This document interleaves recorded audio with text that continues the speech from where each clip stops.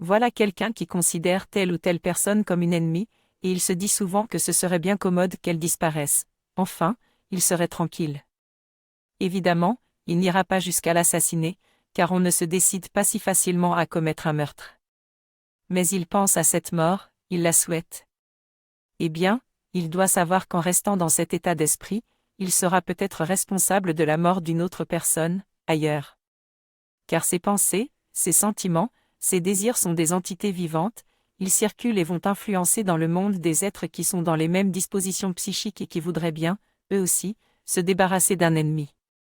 Si leur désir de vengeance est plus fort, ou s'ils ne savent pas résister à leur instinct criminel, un jour, sous l'influence de quelque chose qu'ils ne comprennent pas, une impulsion, un courant qui les transporte, ils commettront un meurtre.